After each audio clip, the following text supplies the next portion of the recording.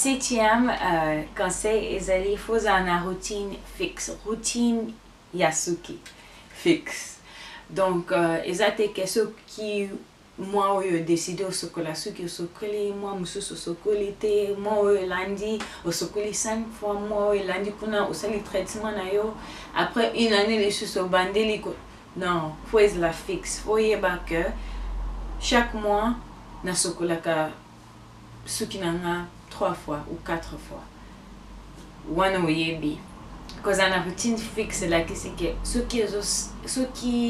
suki na yo ezo elingelo como côté ozo sala oko comprendre que suki na ezo lingate so ozo mona ba résultat te ozo mona que suki ezo kolate donc ça veut dire que ozo sala elo moko ya bien te alors okoki ko changer mais suki routine na yo eza fixe te omona te elo koni nyango ozo sala mabe wana na conscient ka batu baza na routine fixe. Donc na moi moko par exemple au sokola suki 3 fois au sala ka traitement na yo ya huile une fois.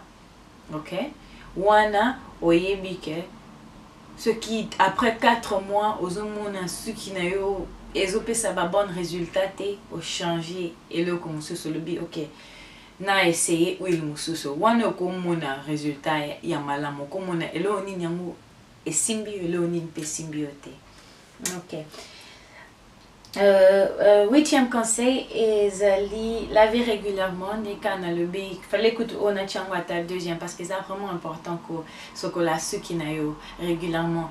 Neka au sokola ka nini nzoto na yo chaque jour suki pe il faut sokolango chaque jour mais parce que tu as vraiment attend un pe nature et à ceux qui n'avaient so un peu difficile pour sécher.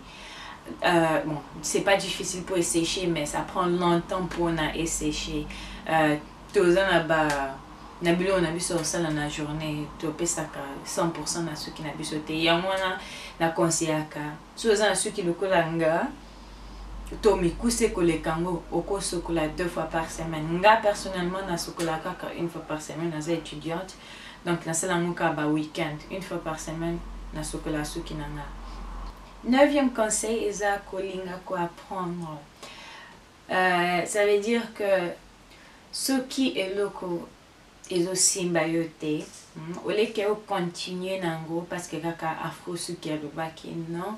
Soit au poser question, soit au na YouTube, au taliba vidéo mususu au comica en français traitement pour cheveux, au moins na traitement mususu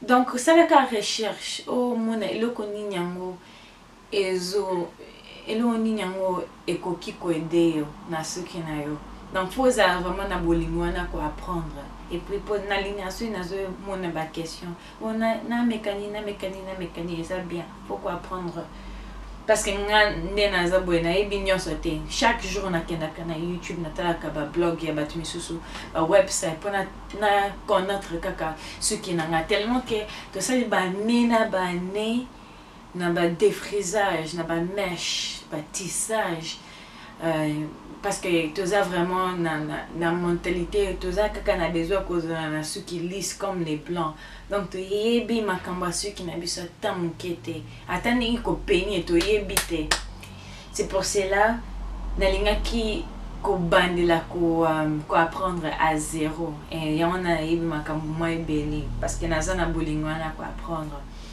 Alors 10e conseil est aller patience. Zana patience na ceux qui n'a eu. Na mon ami ba question, ça va prendre combien de temps que ceux qui n'a et comment le colayer. Donc le côté que au banda ko comparer ceux qui n'a eu na oyanga parce que nga c'est déjà 3 ans nango. Ba misusu ba sala 7 ans ba photo misusu na partager kana page batu baza qui déjà na ceux qui n'a bango naturel na bi cousine na banda botamana na défrisage ceux qui n'a été. Donc okoki ko sala comparaison wanate entre eux na bango donc zana patience linga ceux qui n'a eu ningezali bongo comme on a résultat bien bon et si liwana pour la vidéo lelo j'espère que au moins information à la vidéo est bien pour nayo ce que j'en a pas question pour na ba conseils on a outil pour pesa bino beaucoup mamuka na ba commentaire na ko répondre bino ciao.